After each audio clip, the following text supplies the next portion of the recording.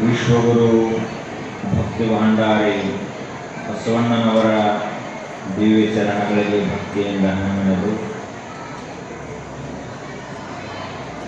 ಎಲ್ಲ ಶಿವಶರಣರ ಪವಿತ್ರ ಪಾದ ಪದ್ಮಗಳಿಗೆ ಭಕ್ತಿಯ ನಮನಗಳನ್ನು ಸಲ್ಲಿಸಿ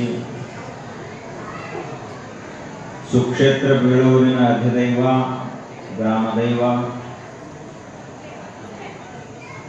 ಮಹಾಕಾಲ ಸ್ವರೂಪನಾಗಿರುವ ಕಾಲಭೈರವನಾಥನ ದಿವ್ಯ ಸನ್ನಿಧಿಗೆ ಭಕ್ತಿಯಿಂದ ವಂದಿಸಿ ಮಹಾಪವಾಡ ಪುರುಷರು ಮಹಿಮಾಶಾಲಿಗಳು ತಪೋನಿಧಿಗಳು ಯೋಗಮೂರ್ತಿಗಳಾದ ಪರಮಪೂಜ್ಯ ಶ್ರೀಮನ್ ನಿರಂಜನ ಪ್ರಣವ ಸ್ವರೂಪಿ ಗುರುಬಸವ ಮಹಾಶಿವಗಳವರ ದಿವ್ಯ ಪಾದ ಪದ್ಮಗಳಿಗೆ ದಂಡವತ್ ಪ್ರಣಾಮಗಳನ್ನು ಸಲ್ಲಿಸಿ ಪರಮಪೂಜ್ಯರು ಶ್ರೀಮನ್ ನಿರಂಜನ ಪ್ರಣವ ಸ್ವರೂಪಿಗಳಾದ ಚನ್ನಬಸವ ಮಹಾಶಿವಗಳವರ ಪಾದಪದ್ಮಗಳಿಗೂ ಹಣೆಮಣೆದು ಇವತ್ತಿನ ಈ ಆಧ್ಯಾತ್ಮಿಕ ವೇದಿಕೆಯ ದಿವ್ಯ ಸಾನ್ನಿಧ್ಯ ವಹಿಸಿದ ಶ್ರೇಷ್ಠ ಅನುಭಾವಿಗಳು ಮಾತೃ ಹೃದಯಗಳು ಆದಂತಹ ಪರಮ ಪೂಜ್ಯ ಶ್ರೀ ಸಿದ್ಧಪ್ರಸಾದ ಮಹಾಸ್ವಾಮೀಜಿಯವರ ಚರಣಗಳಿಗೂ ವಂದಿಸಿ ಗವಾಯಿಗಳಾದಂತಹ ಶ್ರೀ ಸಿದ್ಧಾರೂಢ ಅವರಳ್ಳಿಯವರಲ್ಲಿ ಹಾಗೂ ಶ್ರೀ ಸಿದ್ಧರಾಜ್ ಮಾಲಿ ಪಾಟೀಲ್ ಅವರಲ್ಲಿಯೂ ವಂದಿಸಿ ಶ್ರದ್ಧೆಯಿಂದ ಆಗಮಿಸಿದ ತಮ್ಮೆಲ್ಲರಿಗೂ ಕೂಡ ಭಕ್ತಿಪೂರ್ವಕ ಶರಣಾರ್ಥಿಗಳು.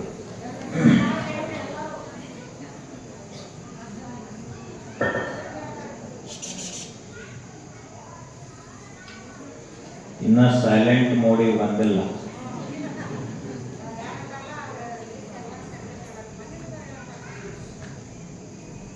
ನಾವೆಲ್ಲರೂ ಚಿಂತನೆ ಮಾಡ್ತಾ ಇರುವುದು ಶ್ರೇಷ್ಠ ಜೀವನವನ್ನು ಸಾಗಿಸಿದಂತಹ ಶರಣರ ಚರಿತ್ರೆ ಕುರಿತು. ನಿಜವಾಗಿಯೂ ಶರಣರು ಯಾರು? ಎಲ್ಲರಿಗೂ ಶರಣರೆನ್ನಲಾದೀತೆ. ಶರಣರ ಜೀವನ ಯಾವ ರೀತಿಯಾಗಿರ್ತದ?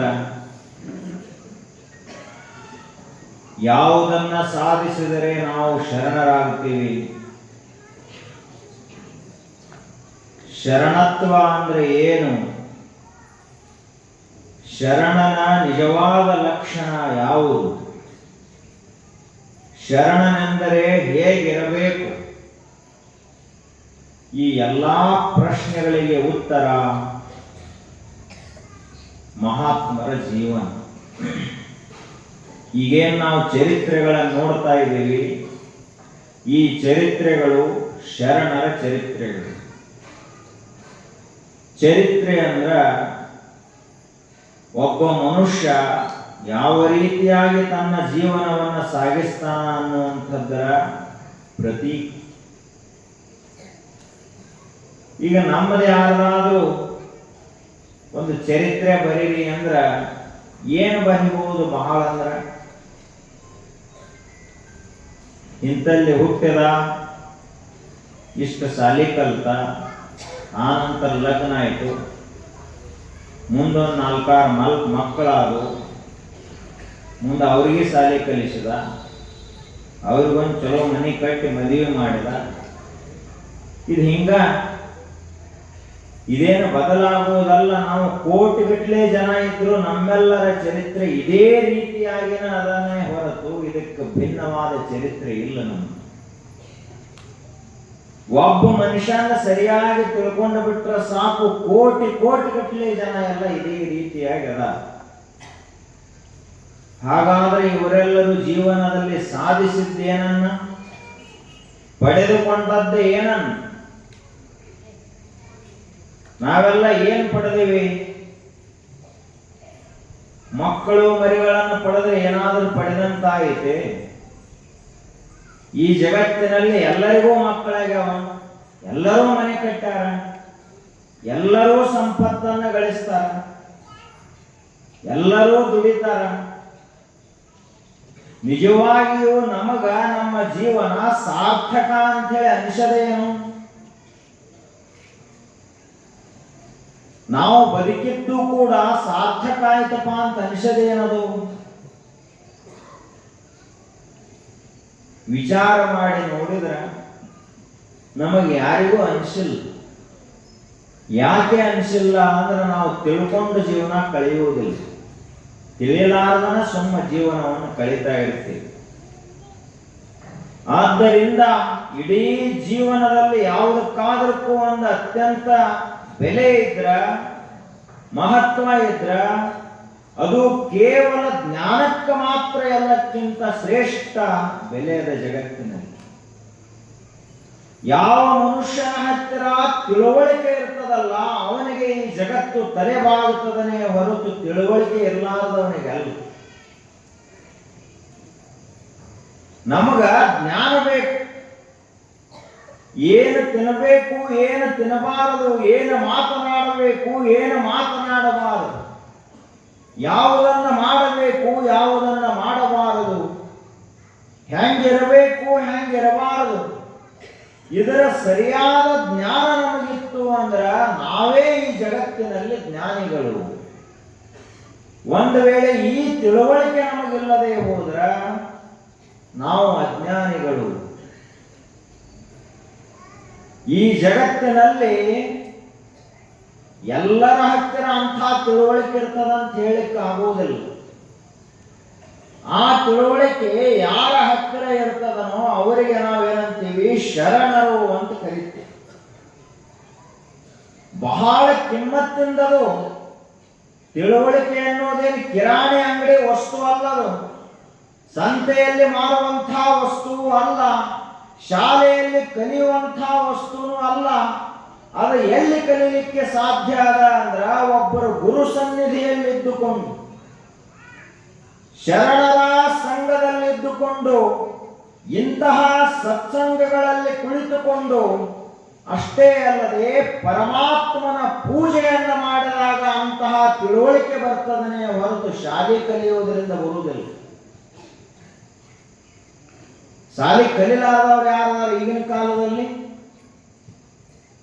ಯಾರಿಗೆ ಬೇಕಾದ್ರೆ ಕೇಳ್ರಿ, ಎಲ್ಲರೂ ಕೂಡ ಬಹಳ ಶಾಲೆ ಕಲ್ತವ್ರೆ ಅದ. ಆದ್ರೆ ಅವ್ರೆಲ್ಲರಿಗೂ ತಿಳುವಳಿಕೆ ಅದ ಅಂತ ಹೇಳಿಕ್ಕಾಗುವುದಿಲ್ಲ. ತಿಳುವಳಿಕೆ ಅದ ಏನು? ಎಲ್ಲೋ ಕೆಲವೊಂದಷ್ಟು ಜನರು ತಿಳುವಳಿಕೆ ಇರಬಹುದು, ಎಲ್ಲರಿಗೂ ತಿಳುವಳಿಕೆ ಅದ ಅಂತ ಹೇಳಿಕ್ಕಾಗುವುದಿಲ್ಲ. ಹಾಗಾದ್ರೆ ಈ ಶಾಲೆ ಕಲ್ತವರೆಲ್ಲರೂ ಕೂಡ ತಪ್ಪು ಮಾಡಬಾರದಾಗಿತ್ತು. ತಪ್ಪು ಮಾಡ್ತಾರೆ. ಡಿಗ್ರಿ ಕಲ್ತವನು ತಪ್ಪು ಮಾಡ್ತಾನ, ಡಾಕ್ಟರೇಟ್ ತಗೊಂಡವನು ತಪ್ಪು ಮಾಡ್ತಾನ, ದೊಡ್ಡ ಆಫೀಸರ್ನು ತಪ್ಪು ಮಾಡ್ತಾನ. ಒಂದು ವೇಳೆ ಅದು ಶಿಕ್ಷಣಕ್ಕನ ನಾವು ತಿಳುವಳಿಕೆ ಅನ್ನೋದಾದ್ರ ಇನ್ನೊಬ್ಬರ ಸಂಪತ್ತನ್ನು ಒಂದು ಪೈಸಾ ಸಹಿತ ಮುಟ್ಟಬಾರದು ಅನ್ನುವಂತ ತಿಳುವಳಿಕೆ ಯಾಕೆ ಇವನಿಗೆ ಬರಲಿಲ್ಲ?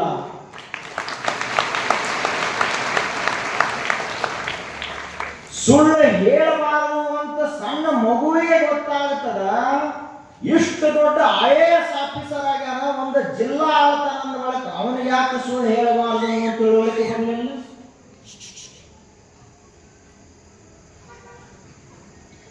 ತಿನ್ನಬಾರದನ್ನ ತಿನ್ನಬಾರದು ಅಂತ ಸಣ್ಣ ಹುಡುಗರಿಗೆ ಗೊತ್ತಾಗುತ್ತದೆ. ಅದೇನು ಬಹಳ ದೊಡ್ಡ ವಿದ್ಯೆ ಅಲ್ಲ. ಯಾವುದು ಮಾಂಸಾಹಾರದ ಅದನ್ನು ತಿನ್ನಬಾರದು ಅಂತ ಸಣ್ಣ ಕೂಸುಗಳಿಗೆ ಗೊತ್ತಾಗುತ್ತದ. ಅಂದ ಬಳಿಕ ಇವ ದೊಡ್ಡ ಕ್ಲಾಸ್ ಒನ್ ಆಫೀಸರ್ ಅದಾನ, ಇಂಗ್ಲಿಷ್ನಲ್ಲೇ ಮಾತಾಡ್ತಾನ, ಇಡೀ ಜಗತ್ತೆಲ್ಲ ತಿರುಗಾಡಿ ಬಂದಾನ, ಟ್ರಕ್ ಗಟ್ಲೆ ಪುಸ್ತಕಗಳನ್ನು ಓದಾನ, ಹೊರಿಗಟ್ಲೆ ಬಿರುದುಗಳನ್ನು ಪಡೆದಾನ. ಆದ್ರ ತಿನ್ನಬಾರದನ್ನ ತಿಂತಿದ್ದ ಅಂದ್ರೆ ಅವನಿಗೆ ಈ ಜಗತ್ತಿನಲ್ಲಿ ತಿಳುವಳಿಕೆ ಇಲ್ಲ ಅಂತ ಹೇಳ್ತಾನೆ.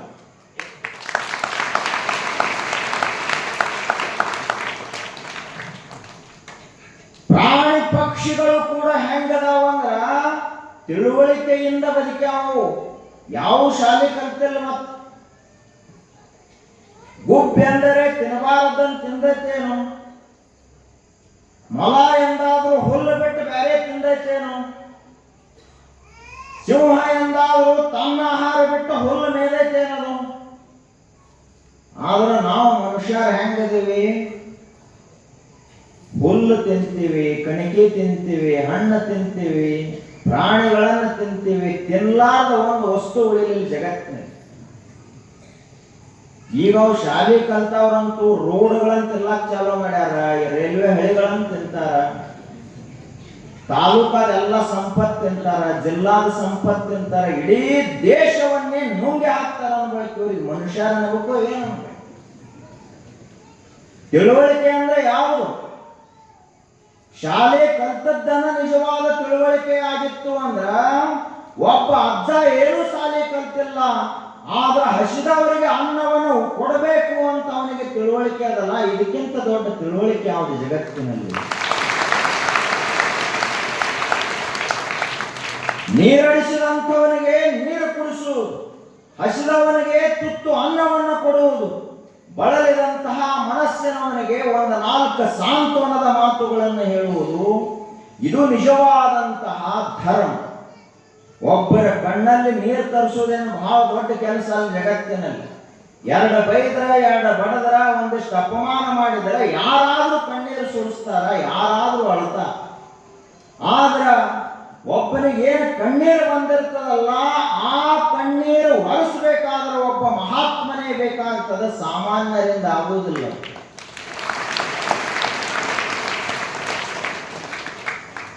ಅದನ್ನ ಹೇಳ್ತಾರ.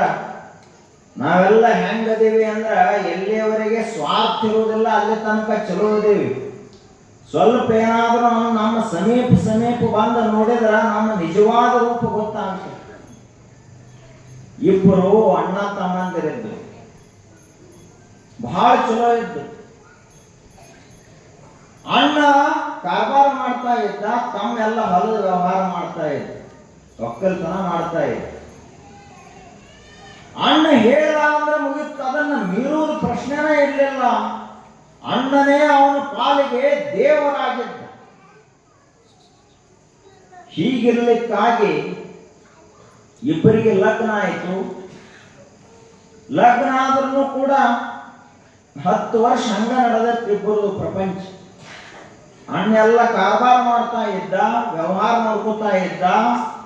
ತಮ್ಮ ದಿನಾಲು 2 ಎತ್ತುಗಳನ್ನು ಹುಡ್ಕೊಂಡು ಹೊಲಕ್ಕೆ ಹೋಗಿ ಎಲ್ಲ ಕೆಲಸ ಮಾಡಿ ಮನೆಗೆ ಬರ್ತಾ ಇದ್ದ. ಒಂದು ದಿನ ಅವ ಹೊಲದಿಂದ ಕೆಲಸ ಮಾಡಿ ಎತ್ತುಗಳನ್ನು ತಗೊಂಡು ಮನೆಗೆ ಬರ್ತಾ ಇದ್ದ. ಅಣ್ಣ ಮಾರ್ಕೆಟಿಗೆ ಹೋಗಿ, ಸಂತಿಗೆ ಹೋಗಿ ಕೈಚೀಲ ತಗೊಂಡು ಅವ ಮನೆಗೆ ಬರ್ತಿದ್ದ.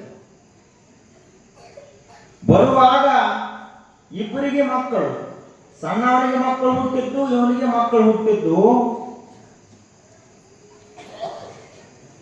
ಅವ ಬರೋ ಮುಂದೆ ಏನ್ ಮಾಡಿದ ಅಂದ್ರ ಮಾವಿನ ಹಣ್ಣು ತಂದಿದ್ದ, ಮಕ್ಕಳಿಗೆ ಕೊಡಬೇಕು ಅಂತ.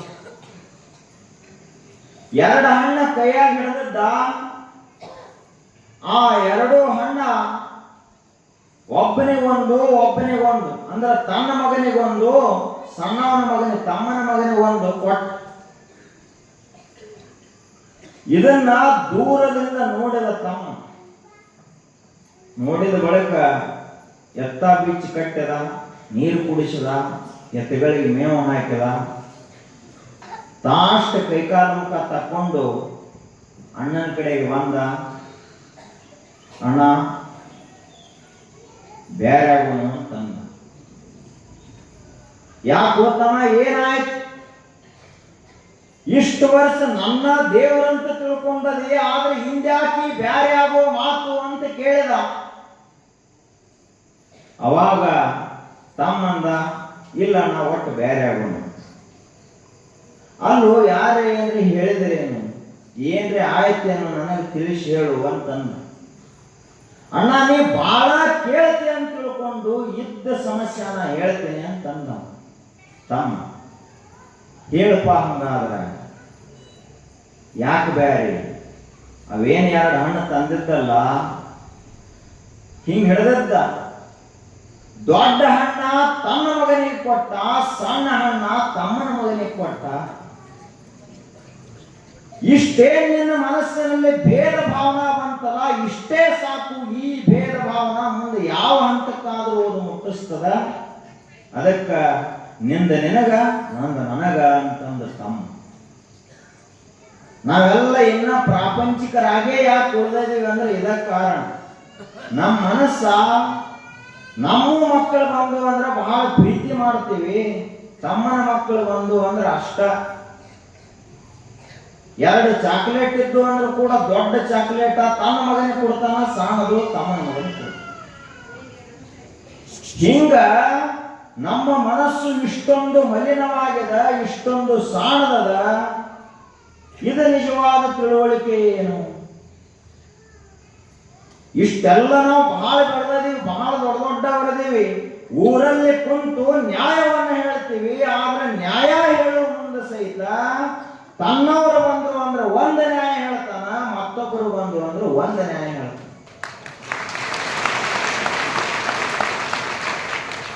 ತನ್ನ ಜಾತಿಯವರು ಬಂದ್ರು ಅಂದ್ರ ಒಂದು ನ್ಯಾಯವನ್ನು ಹೇಳ್ತಾನ, ಮತ್ತೊಂದು ಜಾತಿಯವರು ಬಂದ್ರ ಇನ್ನೊಂದು ನ್ಯಾಯವನ್ನು ಹೇಳ್ತಾನ. ಆದ್ರೆ ಜಗತ್ತಿನಲ್ಲಿ ನ್ಯಾಯ, ಸತ್ಯ, ಧರ್ಮ ಅನ್ನುವಂಥದ್ದು ಒಂದನೇ ಹೊರತು ಎರಡಿಲ್ಲ. ಯಾಕೆ ಅಂದ್ರ ಧರ್ಮಕ್ಕ 2 ಮುಖ ಇಲ್ಲ, ಒಂದೇ ಅದ. ಸತ್ಯಕ್ಕ 2 ಮುಖ ಇಲ್ಲ, ಒಂದೇ ಅದ. ಆದ್ದರಿಂದ ಇಂತಹ ಸತ್ಯವೇ ನಮ್ಮ ದೇವರು. ನಮ್ಮ ದೇವರಂದ್ರೆ ಯಾವುದು? ಸತ್ಯವೇ. ನಮ್ಮ ತಂದೆ ತಾಯಿಗಳಂದ್ರೆ ಯಾರು? ಸತ್ಯವೇ ನಮ್ಮ ತಂದೆ, ಸತ್ಯವೇ ನಮ್ಮ ತಾಯಿ. ನಮ್ಮ ಉಸಿರಂದ್ರೆ ಯಾವುದು? ಸತ್ಯವೇ ನಮ್ಮ ಉಸಿರು. ಪ್ರಾಮಾಣಿಕತೆ ನಮ್ಮ ಉಸಿರು ಅಂತ ಯಾರು ಬದುಕ್ತಾರಲ್ಲ ಅವರಿಗೆ ನಾವೇನಂತ ಕರಿತೀವಿ? ಶಿವಶರಣರು, ಮಹಾತ್ಮರು, ಸಂತರು, ಸನ್ಯಾಸಿಗಳು ಅಂತ ಕರಿತೀವಿ. ನಮ್ಮದೇನದ ಜೀವನ? ಬಹಳ ಸಾಹುಕಾರ ಇದೀವಿ, ಮನಸ್ಸಾಷ್ಟು ಸಾಹುಕಾರ ಐತೆ ಏನು? ಬಹಳ ದೊಡ್ಡ ಅಧಿಕಾರದಲ್ಲಿದ್ದೀವಿ, ಇಡೀ ದೇಶಕ್ಕೆ ದೇಶನ ನಮ್ಮ ಮಾತು ಕೇಳ್ತದ ಅಂತ ಇಟ್ಟುಕೊಳ್ಳೋಣ. ಆದ್ರೆ ಮನಸ್ಸಷ್ಟು ಸ್ವಚ್ಛ ಐತೆ ನಮ್ಮದು. ನಮ್ಮ ಕಣ್ಣಿಗೆ ಒಂದು ಅರಿವೆಯನ್ನು ಕಟ್ಟಿ ಮುಂದೆ ಯಾರಾದ್ರೂ ಅದಾರಂತ ಕೇಳಿದ್ರ ಒಂದ ನ್ಯಾಯ ಹೇಳ್ಬೇಕು ನಾವು, 2 ನ್ಯಾಯ ಎಂದು ಹೇಳಬಾರದು. ಒಂದು ಕಣ್ಣಿಗೆ ಬೆಣ್ಣೆ, ಇನ್ನೊಂದು ಕಣ್ಣಿಗೆ ಸುಣ್ಣ, ಇದನ್ನ ಮಾಡಿದ ಅಂದ್ರೆ ಆ ಮನುಷ್ಯ ಇನ್ನೂ ಧಾರ್ಮಿಕ ಆಗಿಲ್ಲ ಅಂತ ಅರ್ಥ. ಇದನ್ನೆಲ್ಲ ಕಲಿಬೇಕು ನಾವು. ಅಷ್ಟೇ ಅಲ್ಲ, ಇದು ಅಣ್ಣನ ಮಕ್ಕಳು, ತಮ್ಮನ ಮಕ್ಕಳು, ಇದೊಂದು ಬೇರೆ. ತನ್ನವ ಮಕ್ಕಳು, ಹೆಣ್ಮಗಳು, ಗಂಡಮಗ. ಅವ್ರ ಹೆಣ್ಮಕ್ಳು ಪಾಪ ಎಷ್ಟು ಕೊನೆಯವರೆಗೂ ಇವ್ರ ಮೇಲೆ ಅತಿ ಪ್ರೀತಿ ಇಡೋರು ಯಾರಾದ್ರೂ ಈ ಜಗತ್ತಿನಲ್ಲಿ ಇದ್ರ ಹೆಣ್ಮಕ್ಳೇ ಹೊರತು ಗಂಡ್ಮಕ್ಳಲ್ಲ.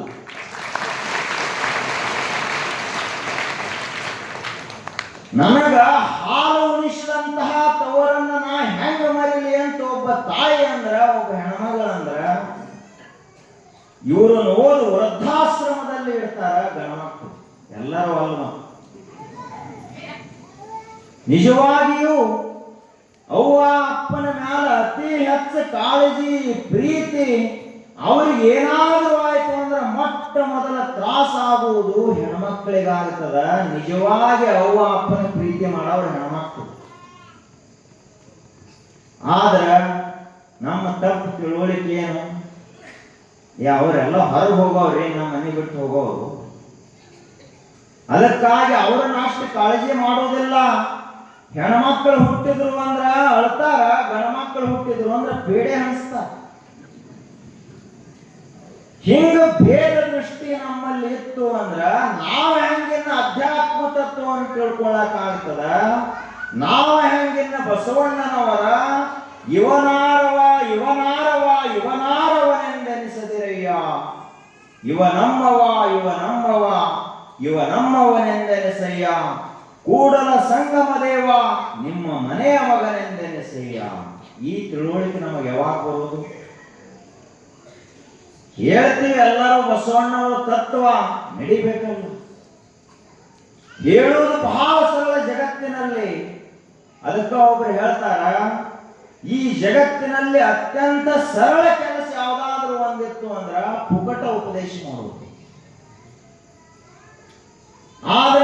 ಅತ್ಯಂತ ಕಠಿಣ ಕೆಲಸ ಯಾವುದಿತ್ತು ಅಂದ್ರೆ ಅದಕ್ಕೆ ತದ್ ವಿರುದ್ಧವಾಗಿ ಹೇಳಿದಂಥದ್ದನ್ನು ಆಚರಣೆಗೆ ತರುವುದು.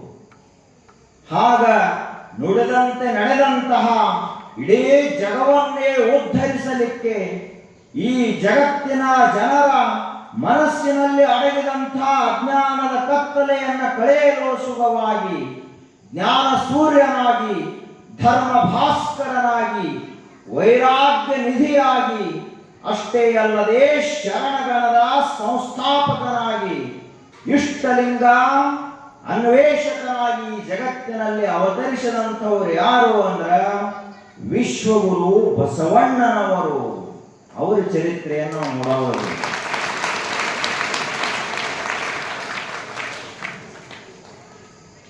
ಇಷ್ಟು ಮಕ್ಕಳು ಹುಟ್ಟಿದು 9ನೇ 12ನೇ ಶತಮಾನದಿಂದ ಇಲ್ಲಿ ತನಕ 900 ವರ್ಷ. ಎಲ್ಲ ಮಕ್ಕಳು ಹುಟ್ಟಿದು, ಏನೇನೋ ಆಯ್ತು, ಆದ್ರೂ ಬಸವಣ್ಣನಂತವ್ರು ತಯಾರಾಗಲಿಲ್ಲಲ್ಲ. ಅವರೇ ಹೇಳ್ತಾರೆ ಬಸವಣ್ಣವರು, ನಾವೆಲ್ಲ ಹೆಂಗ್ ಹುಟ್ಟಿದ್ದೀವಿ, ನಮ್ಮ ಸ್ಥಿತಿ ಏನದ ಅಂತ ಹೇಳ್ತಾರೆ. ಶಿವಚಿಂತೆ ಶಿವಜ್ಞಾನವಿಲ್ಲದ ಮನುಜರು ಸಗಣಕ್ಕೆ ಸಾಸಿರ ಹುಳ ಹುಟ್ಟವೇ ದೇವ ಅಂತ ಹೇಳಿ. ಸಗಣಿ ಒಳಗ ಅವು ಹುಳ ಹುಟ್ಟುತ್ತಾವ, ತಿಪ್ಪೆಯಲ್ಲಿ 100 ಹುಳಗಳು ಹುಟ್ಟುತ್ತಾವ.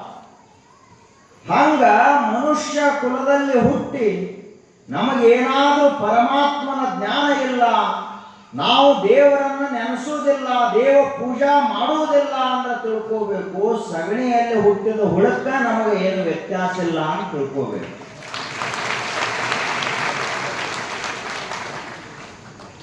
ಅಂತಹ ಬಸವಣ್ಣನವರು ತಮಗಾಗಿ ಬದುಕಲಿಲ್ಲ, ಅವರು ಜಗತ್ತಿನ ಕಲ್ಯಾಣಕ್ಕಾಗಿ ಬದುಕಿದ್ರು. ಅದಕ್ಕ ಯುಗ ಪುರುಷರು ಅಂತ ಇರ್ತಾರೆ. ಒಂದು ಯುಗ ಕಳೆದ ಒಳಕ ಒಬ್ಬರು ಹುಟ್ಟುತ್ತಾರೆ ಅಷ್ಟ. ಈಗ ನಾವು ಬಹುತೇಕ ಅಂದ್ರೆ ಇಡೀ ಜಗತ್ತಿನ ಜನಸಂಖ್ಯೆ 800 ಕೋಟಿ ಅದ ಈಗ ಸದ್ಯ. ಭಾರತ ದೇಶದ ಜನಸಂಖ್ಯೆ 150 ಕೋಟಿ. ಇಷ್ಟೆಲ್ಲ ಹುಡುಕಾಡಿ ತೆಗೆದ್ರು ಒಂದು 4 ಜನ ಮಹಾತ್ಮರು ನಮಗೆ ಸಿಗ್ತಾರ. ಅಂಥವರಲ್ಲಿ ಗುರು ಬಸವೇಶ್ವರ ಮಹಾಶಿವಯೋಗಿಗಳು ಕೂಡ ಒಬ್ಬರು ಯುಗ ಪ್ರವರ್ತಕರು. ಇಡೀ ಯುಗಕ್ಕೆ ಒಬ್ಬರೇ ಅವರು. ಅಲ್ರಿ ಮುಂದೆ ಬಂದವರೆಲ್ಲ ಯಾಕೆ ಹಂಗ ಬರಲಿಲ್ಲ ಅಂತ ಕೇಳಿದ್ರ, ಯುಗಕ್ಕೂ ಒಬ್ಬರೇ ಹುಟ್ಟುತ್ತಾರ ಗುರು ಬಸವೇಶ್ವರ ಯೋಗಿಗಳು, ಇಬ್ಬರಲ್ಲ ಅಂತ ಗೊತ್ತಿರಬೇಕು. ಈಗ ಸಿದ್ದೇಶ್ವರಪ್ಪಗಳವರು ಇದ್ರು, ಯುಗಕ್ಕೂ ಒಬ್ಬರೇ. ಇವತ್ತು ಬಹಳ ಜನ ಅವ್ರಗತ್ಲೆ ಮಾತಾಡ್ಲಕ್ ಹೊಂಟದು. ಅವ್ರ ಕ್ಯಾಸೆಟ್ ಕೇಳೋದು ಗಿಳಿಪಾಟ್ ಆದಂಗ ಆಗ್ತದ, ಪ್ರವಚನ ಮಾಡ್ಲಕ್ ಚಲೋ ಮಾಡೋದು ಅವ್ರಗತ್ಲೆ. ಎಂದರೆ ಇಷ್ಟು ಪ್ರವಚನ ಮಾಡಿದ್ರೆ ಸಿದ್ದೇಶ್ವರ ಅಪ್ಪಗಳವರಂತೆ ಆಗಲಿಕ್ಕೆ ಸಾಧ್ಯವೇ? ಅವ್ರಗತ್ಲೆ ಉದ್ದು ತೋಳಿನ ಅಂಗಿ ಹಾಕಿ, ಕಿಸೆ ಇರ್ಲಾರ್ದ ಅಂಗಿ ಹಾಕಿ, ಯೂಟ್ಯೂಬ್ನಾಗ ನೋಡ್ರಿ ನಾವು ಕಂಡಾಪಟ್ಟೆ ತುಂಬಿಬಿಟ್ಟದು. ಅದು ಜೀವನ ಇರ್ತದ. ಸಿದ್ದೇಶ್ವರಪ್ಪಗಳನ್ನುವಂಥವ್ರು ಬರೇ ಕಾಣ್ಲಿಕ್ಕೆ ಅಷ್ಟೇ ಅಲ್ಲ, ಬದುಕಲಿಕ್ಕೆ ಅವರು ಆ ರೀತಿಯಾಗಿದ್ದರು. ಅದರಿಂದ ಯುಗಕ್ಕೂ ಒಬ್ಬರೇ ಸಿದ್ದೇಶ್ವರ ಮಹಾಸ್ವಾಮೀಜಿಯವರು. ಮಹಾತ್ಮರು ಒಬ್ಬೊಬ್ಬರೇ. ಹಂಗ 12ನೇ ಶತಮಾನದಲ್ಲಿ ಶರಣ ಸಾಹಿತ್ಯದ ಆದ್ಯ ಪ್ರವರ್ತಕರಾಗಿ, ವಚನ ಸಾಹಿತ್ಯದ ಆದ್ಯ ಪ್ರವರ್ತಕರಾಗಿ, ಇಡೀ ಜಗತ್ತನ್ನೇ ಉದ್ಧರಿಸುವ ಸಲುವಾಗಿ ಶಿವನೇ, ಸಾಕ್ಷಾತ್ ಶಿವನೇ ತನ್ನಲ್ಲಿರುವಂತಹ ಪ್ರಮಥ ಗಣಗಳಲ್ಲಿ ಆದಿಗಣವಾದಂತಹ ಶಿವನ ವಾಹನವಾದಂತಹ ನಂದೀಶ್ವರನನ್ನೇ ಈ ಧರೆಗೆ ಕಳಿಸಿದ. ಬಾಗೇವಾಡಿಯಲ್ಲಿ ಮಾದರಸ ಮತ್ತು ಮಾದಲಾಂಬಿಕೆ ಅಂತಿಬ್ಬರು ಶರಣ ದಂಪತಿಗಳು. ಅವರಿಗೆ ಸುಪುತ್ರನಾಗಿ, ಅವರಿಬ್ಬರಿಗೂ ಮಕ್ಕಳಿರಲಿಲ್ಲ. ಇವತ್ತಿಗೂ ಬಾಗೇವಾಡಿಗೆ ಹೋಗಿ ನೋಡ್ರಿ, ಮೂಲ ನಂದೀಶ್ವರ ದೇವಾಲಯ ಅಂತದ. ಆ ನಂದಿ ದೇವಾಲಯಕ್ಕೆ ಹೋಗಿ, ಹೇ ಪರಮಾತ್ಮನೇ, ಇಬ್ರು ಪ್ರಾರ್ಥನಾ ಮಾಡಿದ್ರು ಅವರು ಸತಿಪತಿಗಳು, ಮಾದರಸ ಮತ್ತು ಮಾದಲಾಂಬಿಕೆ. ಏನು ಪ್ರಾರ್ಥನಾ ಮಾಡಿದ್ರು ಅಂದ್ರ 10 ಹುಟ್ಟುವುದಕ್ಕಿಂತ ಒಂದು ಮುತ್ತು ಹುಟ್ಲಿ ಅಂತ ಗಾದೆ ಮಾತು. ಅವು 10 ಹುಟ್ಟಿ ಜಗಳಾಡ್ಕೊತ ಕೂತು ಅಂದ್ರೆ ಏನ್ ನೋಡ್ತು? ಒಂದ ಹುಟ್ಲಿ ಆದ್ರೆ ಇಡೀ ಜಗತ್ತಿಗೆ ಕಣ್ಣಾಗಬೇಕು, ಬರೀ ಮನೆಗೆ ಬೆಳಕಾದ್ರೆ ಸಾಲುವುದಿಲ್ಲ. ಅದಕ್ಕ ಏನ್ ಹೇಳ್ತಾರ, ಒಂದು ಹುಡುಗ ಹುಟ್ಟಿತು ಅಂದ್ರೆ ಮನೆಯಲ್ಲಿ ದೀಪ ಹಚ್ಚಿದಂಗ ಆಯ್ತು ಅಂತ ಹೇಳ್ತಾರ. ಅದು ಬರೇ ಮನೆ ದೀಪ ಅಷ್ಟೇ ಆಗುತ್ತದ, ಊರ ದೀಪನೂ ಆಗುವುದಿಲ್ಲ, ದೇಶದ ದೀಪನೂ ಆಗುವುದಿಲ್ಲ. ಆದ್ರೆ ಇವರಿಬ್ಬರು ಏನು ಪ್ರಾರ್ಥನಾ ಮಾಡಿಕೊಂಡ್ರು ದೇವರಲ್ಲಿ ಅಂದ್ರ, ಇಂಥ ಮಗ ನಮ್ಮ ಉದರದಿಂದ ಹುಟ್ಟಬೇಕು. ಆತ ಬರೀ 1 ಶತಮಾನ ಅಲ್ಲ, 2 ಶತಮಾನ ಅಲ್ಲ, ಬರೀ 1 ಊರಲ್ಲ, 2 ಊರಲ್ಲ, ಇಡೀ ಜಗತ್ತನ್ನೇ ಕಲ್ಯಾಣಗೊಳಿಸಬೇಕು, ಇಡೀ ಜಗತ್ತನ್ನೇ ಪರಿವರ್ತನೆ ಮಾಡಬೇಕು. ಅವನ ಮಾತುಗಳು ಸಹಸ್ರಾರು ಯುಗಗಳವರೆಗೆ ಈ ಜಗತ್ತಿನಲ್ಲಿ ಅಜರಾಮರವಾಗಿರಬೇಕು. ಕಡಿಮೆ ವರ್ಷ ಬದುಕುವಲ್ಯಾಕ, ಆದ್ರೆ ಅವನನ್ನು ಇಡೀ ಜಗತ್ತ ಅನುಸರಣೆ ಮಾಡಬೇಕು ಅಂತಹ ವ್ಯಕ್ತಿ ಹುಟ್ಟಲಿ ಅಂತ ಪ್ರಾರ್ಥನಾ ಮಾಡಿದರು. ಎಂತ ಹುಟ್ಟಬೇಕು? ಧರ್ಮ ಸಂತಾನ ಹುಟ್ಟಬೇಕು. ಅದಕ್ಕ ಒಂದು ಬಹಳ ಚಲೋ ದೃಷ್ಟಾಂತ ಕೊಡ್ತಾರೆ. ದುರ್ಯೋಧನ ಹುಟ್ಟಿದ ನೋಡ್ರಿ, ಹುಟ್ಟಿದಾಗ ಏನೇನು ಲಕ್ಷಣ ಅಕ್ಕಾವು ಸ್ವಲ್ಪ ತಿಳ್ಕೊರಿ. ನಿಮಗೂ ಎಲ್ಲ ದಿನ ಮನ್ಯಾಗ ಮಕ್ಕಳು ಹುಡ್ತಿರ್ತಾವ. ಇದು ಹಿಂಗ್ಯಾಕಾತ್ರಿ ಅಂತ ನಮ್ಮನ್ನ ಬಂದು ಕೇಳಬೇಡ್ರಿ, ಇಲ್ಲಿ ಹೇಳುದ ಮ್ಯಾಲ ತಿಳ್ಕೊಬೇಕು ನೀವು. ದುರ್ಯೋಧನ ಹುಟ್ಟಿದ, ನಾಯಗಳು ಕಂಡಾಪಟ್ಟೆ ಅಳಕ್ ಚಾಲು ಮಾಡಿದ್ರು. ಬರದಾರಿದ ಮಹಾಭಾರತದಲ್ಲಿ ನಾಯಿಗಳು ಸಿಕ್ಕಾಪಟ್ಟೆ ಅಳ್ಳಿಕ್ಕೆ ಚಾಲು ಮಾಡಿದವು, ಕತ್ತೆಗಳು ಕಿರುಚಲಿಕ್ಕೆ ಪ್ರಾರಂಭ ಮಾಡಿದವು. ಈ ಜಗತ್ತಿನಲ್ಲಿ ಏನೇನು ಅಶುಭ ಸೂಚನೆಗಳದಾವಲ್ಲ ಅವೆಲ್ಲ ಘಟಿಸುವುದು.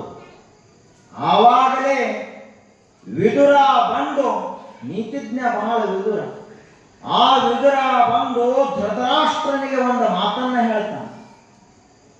ನೋಡಪ್ಪ, ನನಗ ಈ ಹುಡುಗನಲ್ಲಿ ಇಡೀ ಒಂದು ಸಾಮ್ರಾಜ್ಯವನ್ನೇ ನಾಶ ಮಾಡುವಂತಹ ಕುಲಕಂಟಕ ಅದಾನಿವ. ಅದಕ್ಕಾಗಿ ಇವನನ್ನು ಈಗಿಂದೀಗಲೇ ನದಿಗೆ ಸಮುದ್ರಕ್ಕೆ ಹಾಕಿ ಬಿಡ್ರಿ, ಇವ ಬಹಳ ಹಾನಿ ಮಾಡ್ತಾನ ಅಂತ ಹೇಳಿದ ವಿದುರ. ಆದ್ರೆ ಧೃತರಾಷ್ಟ್ರ ಕೇಳಲಿಲ್ಲ. ಮುಂದೆ ಮಹಾಭಾರತ ನಡೆದು ಹೋಯಿತು ದುರ್ಯೋಧನನಿಂದ. ಧರ್ಮ ಸಂತಾನ ಹುಟ್ಟಬೇಕು, ಅಧರ್ಮ ಸಂತಾನ ಅಲ್ಲ. ಧರ್ಮ ಸಂತಾನ ಹುಟ್ಟಬೇಕಂದ್ರೂ ಅವ್ವ ಅಪ್ಪ ಚಲೋ ಇರಬೇಕು, ಮನೆಯಲ್ಲಿ ಸಂಸ್ಕಾರ ಚಲೋ ಇರಬೇಕು. ಹಂಗ ಮಾದರಸ ಮತ್ತು ಮಾದರಾಂಬಿಕೆ ಇಬ್ಬರೂ ಅತ್ಯಂತ ಶ್ರೇಷ್ಠ ಶಿವಭಕ್ತರಾಗಿದ್ದರು. ಅವರ ಪ್ರಾರ್ಥನೆಯನ್ನು ಮೆಚ್ಚಿ ಅವರ ಭಕ್ತಿಗೆ ಒಲಿದು ಅವರಲ್ಲಿ ಇಂತಹ ಒಬ್ಬ ಧರ್ಮ ಸಂತಾನ ಹುಟ್ಟಿದಲ್ಲ, ಈ ಜಗತ್ತು ಎಷ್ಟು ಕಾಲ ಆದರೂ ಬಸವಣ್ಣನವರನ್ನು ಮರೆತೀತೇನು ಎಂದೂ ಸಾಧ್ಯ ಇಲ್ಲ. ಲಕ್ಷ ಲಕ್ಷ ಜನ, ಕೋಟಿ ಕೋಟಿ ಜನ ಇವತ್ತಿಗೂ ಕೂಡ ಬಸವಣ್ಣನವರನ್ನು ಆರಾಧನೆ ಮಾಡ್ತಾನೆ ಅದಾರ.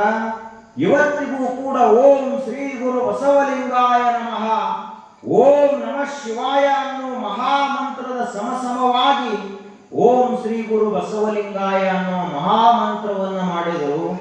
ಇದೇನು ಸಾಮಾನ್ಯ ಕೆಲಸ ಏನು? ಅಂತಹ ಬಸವಣ್ಣನವರು ಹುಟ್ಟಿದರು. ಅವರು ಹುಟ್ಟಿ ಏನು ಮಾಡಿದರು, ಅವರ ಸಾಧನೆ ಏನು ಅನ್ನೋದನ್ನ ಈಗ ಹೇಳ್ತಾರೆ.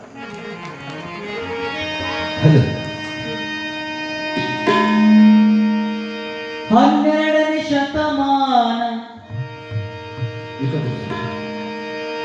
ಶತಮಾನ 12 ಹಿತವಾಯಿತು ಭುವಿಯು, ಭಾಗ್ಯವಾಡಿಯ ಭಾಗ್ಯ ತೆರೆದಿತ್ತು, ಭಾಗ್ಯವಾಡಿಯ ಭಾಗ್ಯ ತೆರೆದಿತ್ತು. ಸೂರ್ಯನ ಬೆಳಕು ಹೊತ್ತೆ ಕಾಲಕ್ಕೆ ಸುಖವಾಯಿತೆ, ಜಗವ ಬೆಳಗಿದೆ ನೀನೇ ಬಸವಣ್ಣ, ಜಗದ ಜ್ಯೋತಿಯು ನೀನೇ ಬಸವಣ್ಣ. ಧರ್ಮವ ಬೆಳಗಿದೆ ಎಣ್ಣ, ಕರ್ಮವ ಕಳೆದೆ ಎಣ್ಣ, ಧರ್ಮವ ಬೆಳಗಿದೆ ಎಣ್ಣ, ಕರ್ಮವ ಕಳೆದೆ ಎಣ್ಣ. ಬಾಬಾರು ಇನ್ನೊಮ್ಮೆ ಬಸವಣ್ಣ, ಬಾಬಾರು ಇನ್ನೊಮ್ಮೆ ಬಸವಣ್ಣ.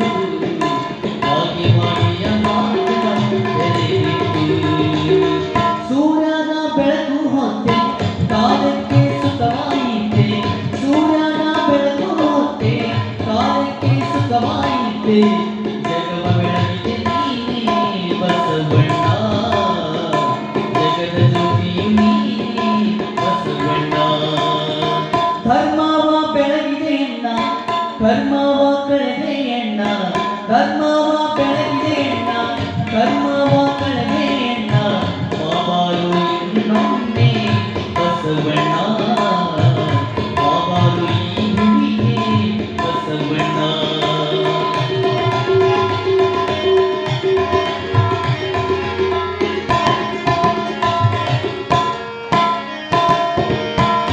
ಅನುಭವ ನುಡಿಗಳ ಸರವನು ಹಣೆದೆ ವಚನ ರಚನೆಯ ಕರ್ತನೆ ನೀನಾದೆ ಅನುಭವ ನುಡಿಗಳ ಸರವನು ನೀ ಹಣೆದೆ ವಚನ ರಚನೆಯ ಕರ್ತನು ನೀನಾದೆ ಈ ನಾಡ ನುಡಿಗೆ ಕನ್ನಡಿ ಹಿಡಿದೆ ಕರುನಾಡಿನ ತಂದೆ ಬಸವಣ್ಣ ಧರ್ಮವ ಬೆಳಗಿದೆ ಎನ್ನ ಕರ್ಮವ ಕಳೆದೆ ಎನ್ನ ಧರ್ಮವ ಬೆಳಗಿದೆ ಎನ್ನ ಕರ್ಮವ ಕಳೆದೆ ಎನ್ನ ಬಾಬಾರು ಇನ್ನೊಮ್ಮೆ ಬಸವಣ್ಣ ಬಾಬಾರು ಈ ಭೂಮಿಗೆ ಬಸವಣ್ಣ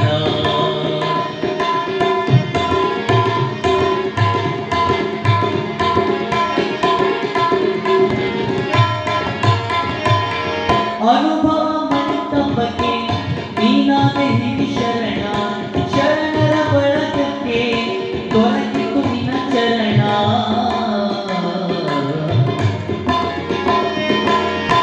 ಬಸವ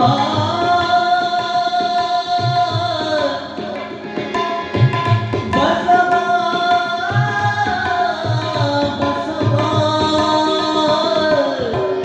ಅನುಭವ ಮಂಟಪಕ್ಕೆ ನೀನಾದೆ ಹಿಡಿ ಶರಣ ಶರಣರ ಬಳಗಕ್ಕೆ ದೊರಕಿತು ನಿನ್ನ ಚರಣ ಅಂಗಕ್ಕೆ ಕೊಟ್ಟಿ ಬಸವಣ್ಣ ಮಂತ್ರಪುರುಷನೇ ಮಾಡು ಬಸವಣ್ಣ ಧರ್ಮವ ಬೆಳಗಿದೆ ಎನ್ನ ಕರ್ಮವ ಕಳೆದೆ ಎನ್ನ ಧರ್ಮವ ಬೆಳಗಿದೆ ಎನ್ನ ಕರ್ಮವ ಕಳೆದೆ ಎನ್ನ ಬಾಬಾರು ಇನ್ನೊಮ್ಮೆ ಬಸವಣ್ಣ ಬಾಬಾರು ಈ ಭೂಮಿಗೆ ಬಸವಣ್ಣ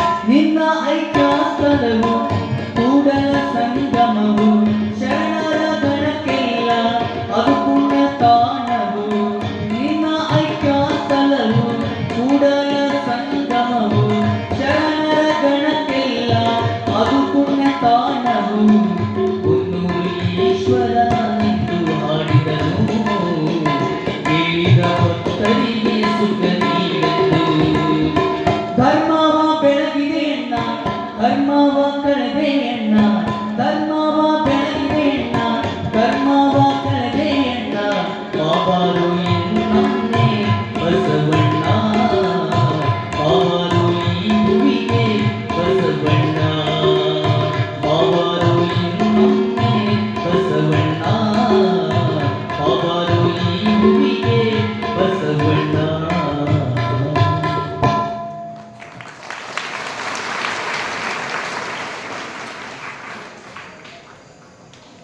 ಬಸವಣ್ಣನವರು ಈ ಧರೆಗೆ ಅವತರಿಸಿದರು.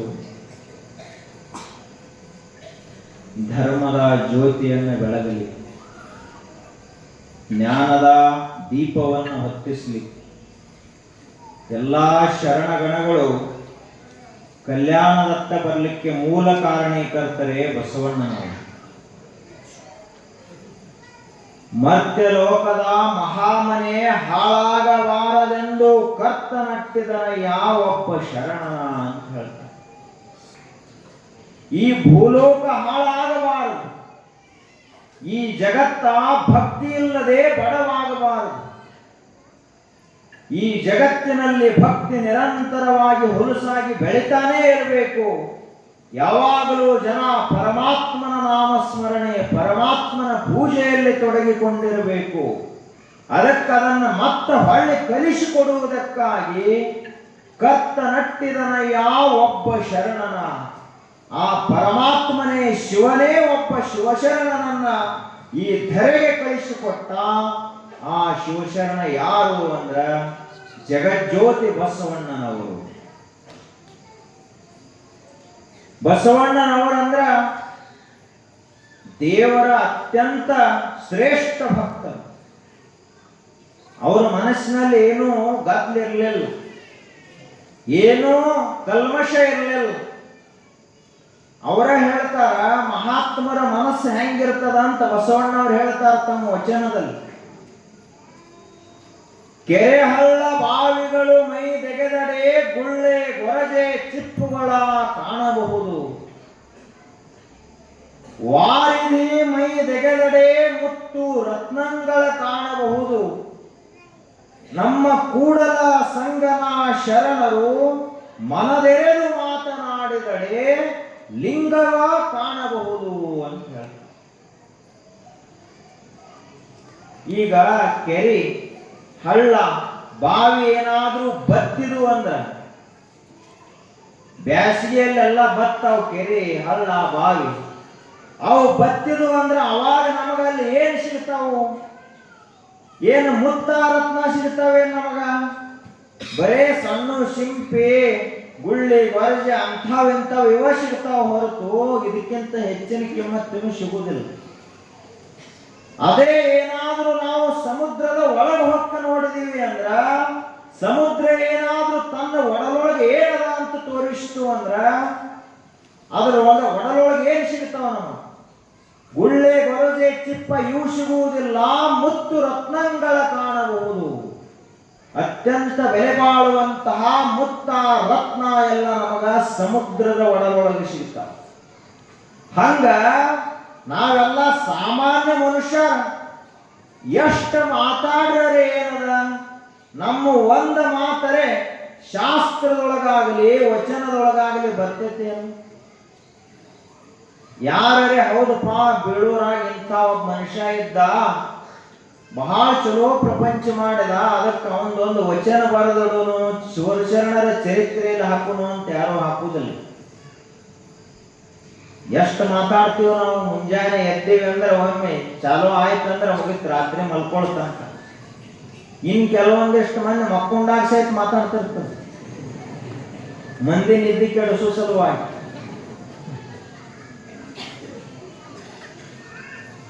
ಅಂದ್ರೆ ಅಷ್ಟು ಮಾತಾಡ್ತೀವಿ. ಕಟ್ಟಿ ಕೂತ್ರು ಮಾತಾಡ್ತೀವಿ, ಮನೆಯಲ್ಲಿದ್ರು ಮಾತಾಡ್ತೀವಿ. ಕಡೆಗೆ ಏನೂ ಇರ್ಲಿಲ್ಲ ಅಂದ್ರ ಸುಮ್ಮಂತೂ ಅಡಿಗೆ ಮಾಡೋದಿಲ್ಲ ತಾಯಂದರು.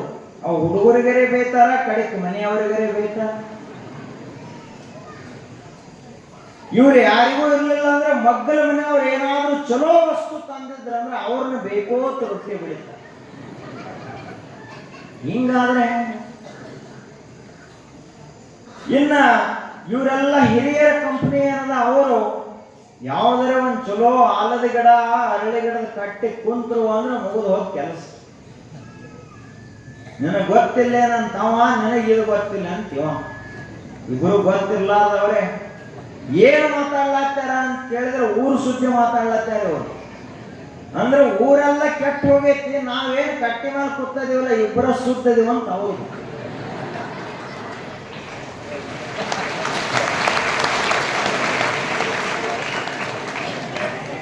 ಅವ್ರು ಹೆಂಗಂದ್ರ ಗೌಡನ ಹಿಡ್ಕೊಂಡು ಕೂಲಿ ಆಳಿನ ತಕ್ಕ ಎಲ್ಲರಿಗೂ ಬೇಕಿರ್ತಾರೆ, ಯಾರನ್ನೂ ಬಿಡೋದೇ ಇಲ್ಲ. ಅಲ್ಲಿ ಮ್ಯಾಲ ಪ್ರಧಾನಮಂತ್ರಿ ಹಿಡ್ಕೊಂಡು ಚಾಲೂ ಆಗ್ತದ ನ್ಯೂಸ್, ವಾರ್ತಾ ಪ್ರಸಾರ ಮುಖ್ಯಾಂಶಗಳು. ಅಲ್ಲಿದಿಂದ ಚಾಲೂ ಆತಂದ್ರೆ ಹೊಲದಾಗಿನ ಆಳಿಗೆ ಬಂದು ಹತ್ತು ತಕ್ಕ ಬಿಡುವುದಿಲ್ಲ. ಅಷ್ಟೊತ್ತಾಗೋದ್ರೊಳಗಾಗಿ ಮಧ್ಯಾಹ್ನ 1 ಗಂಟೆ ಆಗಿರ್ತದ, ಡೀಸೆಲ್ ಖಾಲಿ ಆಗಿರ್ತದ, ತುಂಬ್ಕೊಳಕ್ ಮತ್ತೆ ಮನೆಗೆ ಹೋಗ್ತದ ಗಾಡಿ. ಇವ್ ಚೆಂತನೆ ಇದೇ ಕೆಲಸ ಮಾಡಿ ಬಂದಾನಂತ ತಿಳ್ಕೊಂಡು ಮನ್ಯಾಗ ಅವರೊಂದು 5 ಮಂಗಳಾರತಿ ಪದ ಹಾಡಿ ಹೋಗಿ 2 ರೊಟ್ಟಿ ಮಾಡ್ತಾರೆ.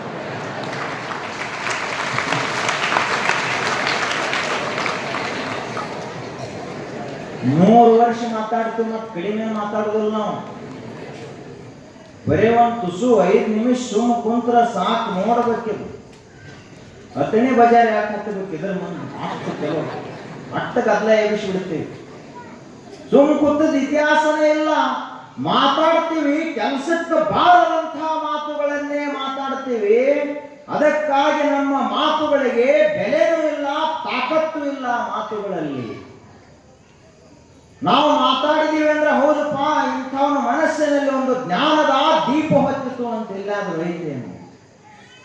ನಾವು ಮಾತಾಡಿದೀವಿ, ಇಂತಹ ಒಬ್ಬ ಮನುಷ್ಯ ನಮ್ಮ ಮಾತನ್ನ ಕೇಳಿ ಮುಕ್ತನಾಗಿ ಹೋದ, ಶರಣನಾಗಿ ಹೋದ ಅಂತದೆ. ಗುರುಬಸವ ಮಹಾಶಿವಯೋಗಿಗಳವರು ಮಾತನಾಡಿದರು, ಇಡೀ ಜಗತ್ತು ಪಾವನವಾಯಿತು. ನೊಂದವರು ಬೆಂದವರು ಅನಾಥರಿಗೆಲ್ಲ ದಾಸೋಹವನ್ನು ಮಾಡಿದರು. ಎಷ್ಟೋ ಜನ ಕಷ್ಟದಲ್ಲಿದ್ದಂಥವರಿಗೆ ಕೈ ಹಿಡಿದ ತಾಯಿಯಾಗಿ ಎತ್ತಿಕೊಂಡರಲ್ಲ. ಅದಕ್ಕೆ ಅವರ ಮಾತುಗಳನ್ನು ನಾವು ಇವತ್ತಿಗೂ ನೆನೆಸ್ತೀವಿ, ಇವತ್ತಿಗೂ ಅವರ ಪವಾಡಗಳನ್ನು ಕೇಳ್ತೀವಿ, ಓದ್ತೀವಿ.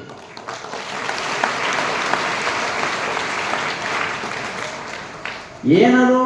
ಬರೇ ಮಾತಾಡ್ತೀವಿ. ಆದ್ರೆ ಇಲ್ಲಿ ಬಸವಣ್ಣವರು ಹೇಳ್ತಾ ಇದ್ದಾರ, ಕೂಡಲ ಸಂಗನ ಶರಣರು ಮನದೆರೆದು ಮಾತನಾಡಿದಡೆ. ಮನಸ್ಸು ತೆರೆಯೋದು ಅಂದ್ರ ಸಾಮಾನ್ಯ ಕೆಲಸ ಅಲ್ಲ. ಅಕಸ್ಮಾತ್ ನಮ್ಮ ಮನಸ್ಸಿನಲ್ಲಿ ಏನೈತದ ನಾವು ಹಿಂಗ ಹೊರಗೆ ತೆಗೆದೀವಿ ಅಂದ್ರ ಮ್ಯಾಲೆಲ್ಲ ಬಹಳ ಚಲೋ ಕಾಣ್ತಿರ್ತೀವಿ. ಅಕಸ್ಮಾತ್ ನಮ್ಮ ಮನಸ್ಸಿನೊಳಗೆ ಏನದ ಅಂತ ಹೋಗಿ ನೋಡ್ಲಾಕ ಅದ್ರ ಬಹಳ ಸುಮಾರು ಇರ್ತೀವಿ ನಾವು, ಚಲೋ ಇರೋದಿಲ್ಲ. ಎನ್ನ ಚಿತ್ತವು ಅತ್ತಿಯ ಹಣ್ಣು ನೋಡಯ್ಯ, ವಿಚಾರಿಸಿದೊಡೆ ಏನು ಹುರುಳಿಲ್ಲವಯ್ಯ. ಅತ್ತಿ ಹಣ್ಣಿದ್ದಂಗ ಮ್ಯಾಲ್ ನೋಡ್ಲಕ್ಕ ಅಷ್ಟ ನಾವು ಚಲೋ ಕಾಣ್ತೀವಿ. ಅಕಸ್ಮಾತ್ ಏನಾದ್ರೂ ನಮ್ಮ ಮನಸ್ಸಿನಲ್ಲಿ ಏನದ ಅಂತ ಒತ್ತಿ ನೋಡಿದರೆ ಬರೇ ಹುಳ ತುಂಬ್ಯಾವ ಅಂತ ಬಸವಣ್ಣವ್ರು ಹೇಳ್ತಾರೆ. ಹಿಂಗಾದ್ರೆ ಹೆಂಗ? ಅದೇ ಶರಣರು ಮಾತನಾಡಿದ್ರು ಅಂದ್ರ, ದಾಸಿಮಯ್ಯನವರು ಮಾತನಾಡಿದ್ರ, ಅಕ್ಕ ಮಹಾದೇವಿಯವರು ಮಾತನಾಡಿದ್ರ, ಅಲ್ಲಮ ಪ್ರಭುದೇವರು ಮಾತನಾಡಿದ್ರ, ಸಿದ್ದರಾಮಣ್ಣನವರು ಮಾತನಾಡಿದ್ರ, ಏನು ಲಿಂಗವಾ ಕಾಣಬಹುದು, ದೇವರನ್ನೇ ಕಾಣಬಹುದು ಮಹಾತ್ಮರ ಮಾತುಗಳಲ್ಲಿ ಅಂತ ಹೇಳಿದ್ರು. ಹಂಗ ಬಸವಣ್ಣನವರು ಈ ಜಗತ್ತಿಗೆ ಯಾಕೆ ಬಂದರು ಅಂದ್ರ, ಈ ಜಗತ್ತಿಗೆ ಒಂದು ದಾರಿ ತೋರಿಸುವ ಸಲುವಾಗಿ ಬಂದರು. ಜಗತ್ತಿನ ಜನರ ಕಣ್ಣೀರನ್ನು ಒರೆಸುವುದಕ್ಕಾಗಿ ಬಂದರು. ಬಿದ್ದವರನ್ನ ಎತ್ತಲಿಕ್ಕಾಗಿ ಬಂದರು. ಜಾತೀಯತೆ ಮಹಾ ಕತ್ತಲೆಯಲ್ಲಿ ಮುಳುಗಿದಂಥವರನ್ನ ಜಾತ್ಯತೀತತೆಯ ಮಹಾ ಸೂರ್ಯನೆಡೆಗೆ ಕರೆದೊಯ್ಯುವುದಕ್ಕಾಗಿ ಬಂದರು.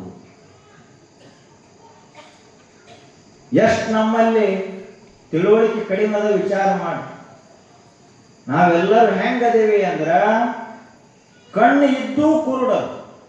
ಕಣ್ಣದಾವು ಆದ್ರೆ ಬರೀ ಹೊರಗಿಂದ ಅಷ್ಟೇ ನೋಡ್ತೀವಿ, ಒಳಗಿರುವಂತಹ ದೇವರನ್ನು ನೋಡುವುದಿಲ್ಲ. ಆದ್ದರಿಂದ ಕುರುಡರು. ಬಸವಣ್ಣನವರು ಆ ಏನು ಕುರುಡುತನ ಬಂದದಲ್ಲ ಮನಸ್ಸಿಗೆ, ಮನಸ್ಸಿನ ಕುರುಡುತನವನ್ನು ತೆಗೆದು ಹಾಕುವ ಸಲುವಾಗಿ ಬಸವಣ್ಣವರು ಬರುವುದಕ್ಕಿಂತ ಪೂರ್ವದಲ್ಲಿ ಇತ್ತ ದಾಸೋಹ ಪದ್ಧತಿ ಬಹಳ ಕಡಿಮೆ. ಏನು ಕಲಿಸಿಕೊಟ್ರು ಅವರು? ಬಸವಣ್ಣನವರನ್ನು ನಾವು ಯಾಕೆ ಸ್ಮರಿಸ್ತೀವಿ? ಈಗ ನೋಡ್ರಿ, ಇಷ್ಟೆಲ್ಲ ಜನ ತಾವು ಬಂದರಿ, ಯಾರಿಗೂ ಒಬ್ಬರಿಗೊಬ್ಬರಿಗೆ ಸ್ವಲ್ಪ ಜನ ಸಂಬಂಧಿಕರು ಇರ್ತಾರ. ಇಡೀ ಊರೆಲ್ಲ ಹೆಂಗೆ ಸಂಬಂಧಿಕರಿರ್ತದ. ಆದ್ರೆ ಇಡೀ ಊರು ಜನರಿಗೆಲ್ಲ ಆಗಲಿ ಅಂತ ತಿಳ್ಕೊಂಡು ದಾಸೋಹವನ್ನು ಮಾಡಿಸ್ತಾರಲ್ಲ, ಈ ಪರಿಕಲ್ಪನೆಯನ್ನು ಬಸವಣ್ಣನವರು ಕಲಿಸಿಕೊಟ್ರು.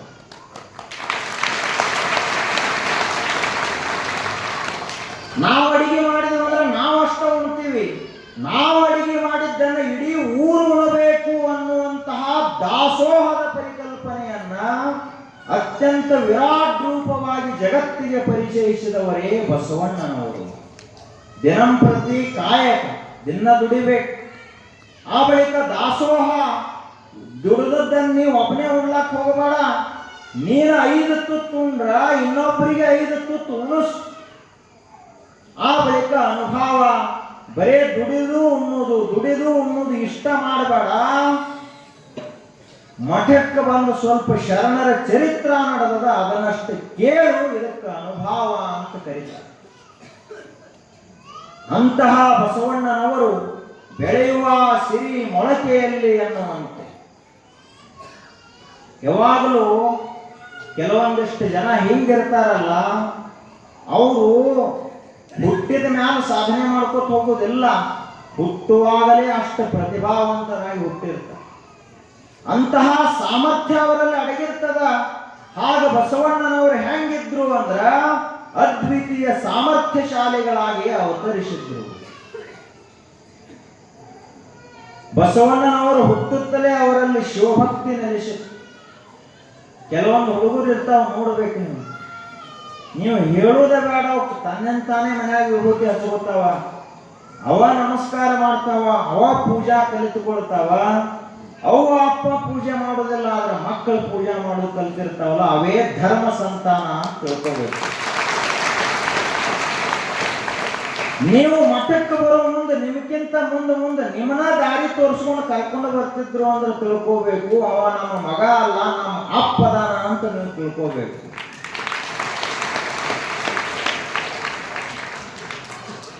ಇನ್ನು ಕೆಲವೊಂದಿಷ್ಟು ಹುಡುಗರು ಇರ್ತಾವ, ನೀವು ಹೋಗೋಕ್ಕಿಂತ ಮೊದಲ ಹೋಟೆಲ್ ಹೋಗ್ತಾವ, ನೀವು ಹೋಗೋಕ್ಕಿಂತ ಮೊದಲ ಸಿಗರೇಟ್ ಅಂಗಡಿ ಹೋಗ್ತಾವ. ಇವ ಅಪ್ಪ ಇದು ಕುಡಿಯದ ಬಾಟ್ಲಿ ತಗೋಬೇಕಂತ ಇವ ಅಪ್ಪ ಹೋಗೋಕ್ಕಿಂತ ಮೊದಲನ ಮಗ ಅಂಗಡ್ಯಾಗ ಕೊಡ್ಕೋತ ಕೂತಿದ್ದ. ಅಲ್ಲ ಆ ಮಗನ ಅಂದೆ ಹೋಗಿ, ಅಲ್ಲಪ್ಪ ನಿನ್ನ ಆಶೀರ್ವಾದ ಅಂತ ಹೇಳ್ದ ಮಗ. ನೀ ಏನ್ ಸಣ್ಣಾಗಿದ್ದಾಗ ಬಾಟ್ಲಿ ಇಟ್ಕೊಂಡು ಮನ್ಯಾಗ ಕೊಂಡಿರ್ತಿದ್ಲ, ಅದನ್ನ ನೋಡಿ ನೋಡಿ ನೋಡಿ ಅಪ್ಪ ನಮ್ಮನ್ನ ಎಲ್ಲಕ್ಕಿಂತಲೂ, ನಮ್ಮ ಅವ್ವನಕ್ಕಿಂತ ನಮ್ಮ ತಂಗಿ, ನಮ್ಮ ಅಣ್ಣ ತಮ್ಮಂದಿರು, ಬಂಧು ಬಾಂಧವರು, ರೊಕ್ಕ, ಈ ಮನೆ, ಇದು ಎಲ್ಲಕ್ಕಿಂತಲೂ ಅತಿ ಹೆಚ್ಚು ಯಾವುದನ್ನ ಪ್ರೀತಿಸ್ತಾನ ಅಂದ್ರೆ ಈ ಬಾಟ್ಲಿ ಪ್ರೀತಿಸ್ತಾನ ಅಂತ ತಿಳ್ಕೊಂಡು ಮಗ ಕಲ್ತ. ಏನ್ ಮಾಡಿದ ಮಗ ಮುಂದ? ಇವ ಒಂದ ಬಾಟ್ಲಿ ಕುಡಿತಿದ್ದ ದಿವಸಕ್ಕೆ, ಅವ ದಿನ 10 ಬಾಟ್ಲಿ ಕುಡಿದ ಮನೆಗೆ ಬರಲ್ಲ. ಇದೇನು ಅಧರ್ಮ ಸಂತಾನ ಅಂತ. ಹಂಗ ಬಸವಣ್ಣನವರು ಅಂದ್ರೆ ಈ ಜಗತ್ತಿನಲ್ಲಿ ಎಂಥವರಿದ್ರು ಅಂದ್ರ ತಂದೆ ತಾಯಂದಿರಿಗೆ ಮಹಾಗುರುವಾದಂಥವರವರು. ಹುಟ್ಟುತ್ತಲೇ ಅಷ್ಟು ಸಾಮರ್ಥ್ಯ. ಈಗ ಬೆಂಕಿಯ ಕಿಡಿ ಹುಟ್ಟುತ್ತಲೇ ಬೂದಿಯಾಗಿ ಎಂದು ಹುಟ್ಟುವುದಿಲ್ಲ, ಗೊತ್ತಿರಬೇಕು ನಿಮಗೆ. ಬೆಂಕಿ ಹೆಂಗಿರ್ತದ, ಒಂದು ಕಿಡಿ ಇರ್ತದ ಅಂದ್ರ, ಒಂದು ಜ್ಯೋತಿ, ಒಂದು ಸಣ್ಣ ದೀಪ ಹೆಂಗಿರ್ತದ ಅಂದ್ರ ಇಡೀ ಜಗತ್ತನ್ನೇ ಬೆಳಗಿಸುವಂತಹ ಅದ್ವಿತೀಯ ಸಾಮರ್ಥ್ಯ ಒಂದು ದೀಪದಲ್ಲಿ ಇರ್ತದೆ. ಹಂಗ ಬಸವಣ್ಣನವರಲ್ಲಿ ಅವರು ಸಣ್ಣವರಿದ್ರು, ಆದ್ರೂ ಅವರಲ್ಲಿರುವಂತಹ ಧರ್ಮದ ದೀಪ, ಅನುಭವದ ದೀಪ, ವಚನದ ಜ್ಯೋತಿ ಅಷ್ಟು ದ್ವಾರದಿತ್ತು ಅಂದ್ರೆ ಇಡೀ ಜಗತ್ತನ್ನೇ ಬೆಳಗಿಸಿ ಬಿಟ್ಟಿತ್ತು. ಅಂತಹ ವಚನದಲ್ಲಿ ಏನೇನು ಹೇಳಿದರು ಅವರು? ಅವರ ಸಾಮರ್ಥ್ಯ ಎಂಥದು, ಅವರ ಶಕ್ತಿ ಎಂಥದು. ಬಸವಣ್ಣನವರನ್ನ ನಾವು ಬಹಳ ಕಡಿಮೆ ತಿಳ್ಕೊಂಡಿದ್ದೀವಿ. ಅದಕ್ಕೆ ಇವತ್ತಿಗೂ ಬಹಳ ಜನ ನಾವು ಮಾಡಬಾರದು ಕೆಲಸ ಮಾಡ್ತಿರ್ತೀವಿ. ಗುರು ಬಸವ ಮಹಾಶಿವಯೋಗಿಗಳು ಯಾವ ಮಾರ್ಗ ಹಾಕಿಕೊಟ್ಟಾರ ಆ ಮಾರ್ಗದಾಗ ನಡಿಲಕ್ಕೆ ಪ್ರಯತ್ನ ಮಾಡಬೇಕು. ಗುರು ಬಸವ ಮಹಾಶಿವಯೋಗಿಗಳ ಮಾರ್ಗ ಬೇರೆ ಅಲ್ಲ, ಬಸವಣ್ಣನವರ ಮಾರ್ಗ ಬೇರೆ ಅಲ್ಲ, ಎರಡೂ ಒಂದೇ. ಅವರು 12ನೇ ಶತಮಾನದಲ್ಲಿ ಆ ದಾರಿಯನ್ನು ತೋರಿಸಿ ಹೋದ್ರ 18, 19ನೇ ಶತಮಾನದಲ್ಲಿ ಆ ದಾರಿಯಲ್ಲಿ ಸರಿಯಾಗಿ ನಡೆದಂತಹ ಮಹಾಶಿವಯೋಗಿಗಳೇ ಗುರು ಬಸವ ಮಹಾಶಿವಯೋಗಿಗಳವರು. ತೋರ್ಸವ್ರು ಬೇಕಲ್ಲ, ದಾರಿಯಲ್ಲಿ ನಡೆಯವರು ಬೇಕಲ್ಲ. ಆದ್ರೆ ನಾವು ಎಷ್ಟು ತಪ್ಪು ಮಾಡ್ತಾ ಇದೀವಿ ಸುಮ್ ನೋಡು.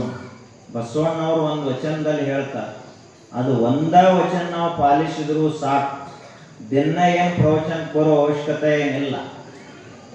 ಮತ್ತು ಬಿಟ್ಟಿರಿ ನಾಳಿಂದ ಬರಾಕ ಬರೀ ತಿಳ್ಕೊಂಡಿರ್ಬೇಕು ಮಹತ್ವ ಎಷ್ಟದ.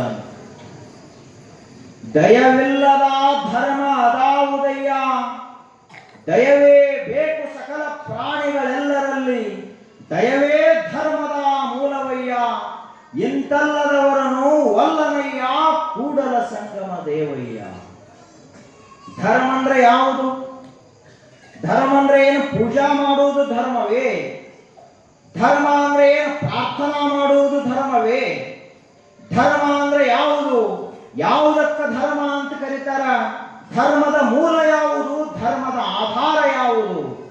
ಬಸವಣ್ಣವ್ರು ಹೇಳ್ತಾರ, ದಯವೇ ಧರ್ಮದ ಮೂಲವಯ್ಯ. ನಿನ್ನಲ್ಲಿ ದಯಾ ಇತ್ತು ಅಂದ್ರೆ ತಿಳ್ಕೋಬೇಕು, ಧರ್ಮ ನಿನ್ನಲ್ಲಿ ಅದ ಅಂತ ತಿಳ್ಕೋಬೇಕು. ದಯಾನ ಇಲ್ಲ. ನಾವು ಏನಾದರೂ ದಿನಂಪ್ರತಿಯಾಗಿ ಮಾಂಸಾಹಾರ ಸೇವನ ಮಾಡ್ತಿದ್ದೀವಿ ಅಂದ್ರೆ ತಿಳ್ಕೋಬೇಕು, ನಾವಿನ್ನೂ ಬಸವಣ್ಣನವರನ್ನ ತಿಳ್ಕೊಂಡಿಲ್ಲ ಅಂತ. ನಾವೇನಾದ್ರೂ ಹಿಂಸಾ ಮಾಡ್ತಿದ್ದೀವಿ ಅಂದ್ರೆ ತಿಳ್ಕೋಬೇಕು, ಬಸವಣ್ಣನವರು ನಮಗೆ ಈ ಜನ್ಮದಲ್ಲಿ ಒಲಿಯುವುದಿಲ್ಲ ಅಂತ ಸ್ಪಷ್ಟ ತಿಳ್ಕೊಂಡಿರ್ಬೇಕು. ಒಳಗೆಲ್ಲ ಲಿಂಗ ಕಟ್ಟಿರಬಹುದು, ಲಿಂಗ ಓದು ಗೂಟಕ್ಕೆ ಹಾಕಿ ಇವ ಹೋಗಿ ಮಾಂಸ ತಿಂದು ಬರ್ತಿದ್ದ ಅಂದ್ರ ಇವಾಗ ಹೆಂಗ ಬಸವಣ್ಣನ ಭಕ್ತ ಅಂತ ಅನ್ನೋದು. ದಯವೇ ಧರ್ಮದ ಮೂಲವಯ್ಯ. ಲಿಂಗಾಯತ ಧರ್ಮದ ಆಧಾರಭೂತ ಸಿದ್ಧಾಂತ ಯಾವುದು ಅಂದ್ರ ಮಾಂಸಾಹಾರ ಸೇವನೆ ಮಾಡದೇ ಇರುವುದು. ಅಕಸ್ಮಾತ್ ಯಾರಾದ್ರೂ ಮಾಡ್ತಿದ್ರಿ ಅಂದ್ರ ತಿಳಿಲಾರ್ದ ಇಲ್ಲಿ ತನಕ ಏನಾಯ್ತು ಆಗಿ ಹೋಯ್ತು, ಇನ್ನು ಮುಂದಾದ್ರೂ ನಾವು ಅದನ್ನ ಮಾಡುವುದಿಲ್ಲ ಅಂತ ಗುರು ಬಸವ ಶಿವಯೋಗಿಗಳ ಗದ್ದಿಗೆ ಮುಂದೆ ನಿಂತು ಪ್ರಮಾಣ ಮಾಡಿ ಹೋಗಿಲ್ಲದ 70 ವರ್ಷ ನೀವು ಮಾಂಸಾಹಾರ ಮಾಡಿದವರು ಇರುವಾಗ ಇನ್ನು ಮುಂದೆ ನಾನು ಸಾಯುವವರೆಗೆ ಮಾಂಸಾಹಾರ ಸೇವನ ಮಾಡುವುದಿಲ್ಲ, ದಯವೇ ಧರ್ಮದ ಮೂಲ, ಈ ಸಿದ್ಧಾಂತವನ್ನು ಪಾಲಿಸ್ತಾನಂತ ಪ್ರಮಾಣ ಮಾಡ್ರಿ.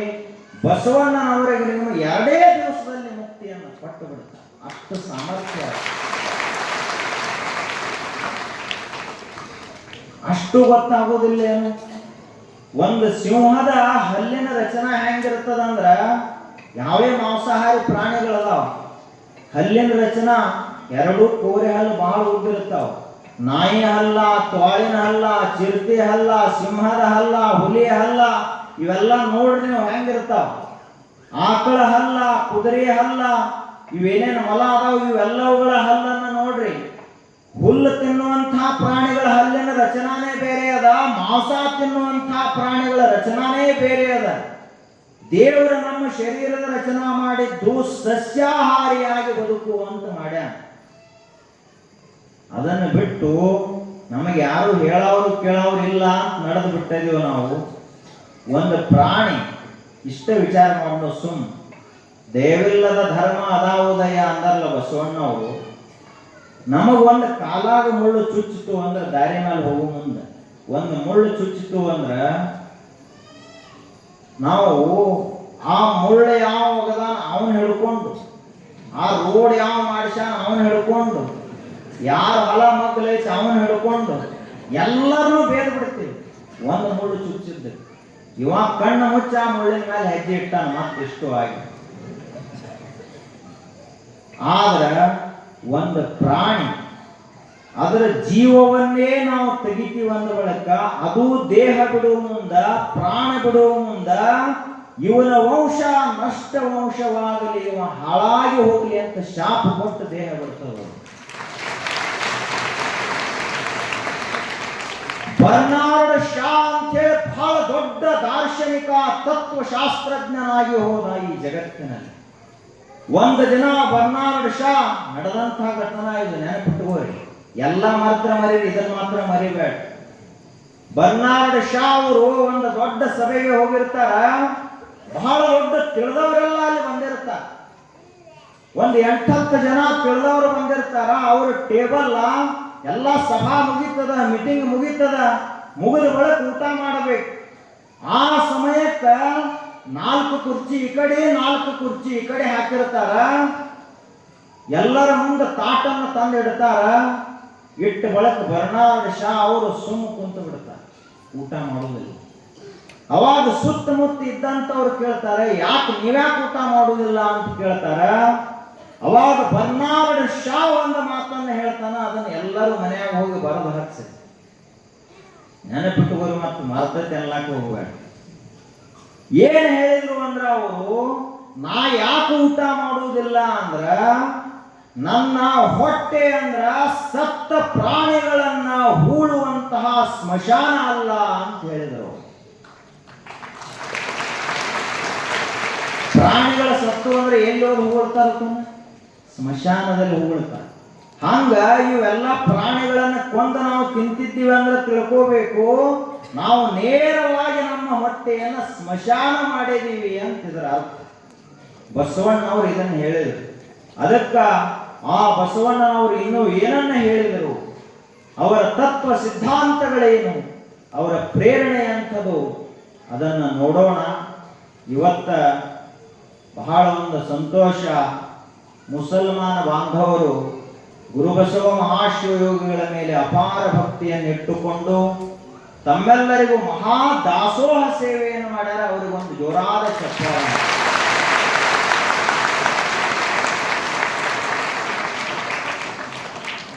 ಧರ್ಮ ಬದಲಿರಬಹುದು, ಆದ್ರೆ ಮನುಷ್ಯರ ಬದಲಿಲ್ಲ. ಅವರು ಮನುಷ್ಯರಾದಾರ, ನಾವು ಮನುಷ್ಯರಾದೀವಿ. ಯಾರಲ್ಲಿ ದಯಾ ಧರ್ಮಕ ಮೂಲ ಹೈ ಅನ್ನುವಂಥ ಸಿದ್ಧಾಂತ ಅಂಗವಿಸಿಕೊಂಡದಲ್ಲ, ಅದು ನಿಜವಾದಂಥ ಧರ್ಮ. ಎಲ್ಲಾ ಧರ್ಮ ಇದನ್ನೇ ಹೇಳ್ತಾರೆ. ಹಂಗ ನಾವೆಲ್ಲರೂ ಕೂಡ ಆ ದಾಸೋಹದ ಪರಿಕಲ್ಪನೆಯ ಅಡಿಯಲ್ಲಿ ಅವರೆಲ್ಲ ಏನೇನು ದಾಸೋಹವನ್ನು ಮಾಡ್ಯಾರ, ಬಹಳ ದೊಡ್ಡ ಬದಲಾವಣೆ ಇದೆ. ಅದಕ್ಕ ಅವರೆಲ್ಲರೂ ಕೂಡ ಇವತ್ತು ನಿಜವಾಗಿಯೂ ಬಸವಣ್ಣನವರು ಏನು ದಾಸೋಹವನ್ನು ಮಾಡಂತ ಹೇಳಿದ್ರಲ್ಲ, ಅವರು ಮಾಡಿ ತೋರಿಸಿದರು. ಅವರಿಗೆ ಗುರುಬಸವ ಮಹಾಶಿವಯೋಗಿಗಳವರ ಆಶೀರ್ವಾದ ಸದಾಕಾಲ ಇರ್ತದಂತ ಹಾರೈಸ್ತಾ ಎರಡು ನುಡಿಗಳು ಶ್ರೀ ಗುರು ಚರಣಕ್ಕೆ ಸಮರ್ಪಿತ. ಇಲ್ಲಿಯವರೆಗೆ ದೈವಿಕ ಕಾರ್ಯಕ್ರಮಗಳ ಹಾಗೂ ಪರಮಾರ್ಶನವರ ಇತಿಹಾಸವನ್ನ ನಮ್ಮೆಲ್ಲರಿಗೂ ಅಚ್ಚುಕಟ್ಟಾಗಿ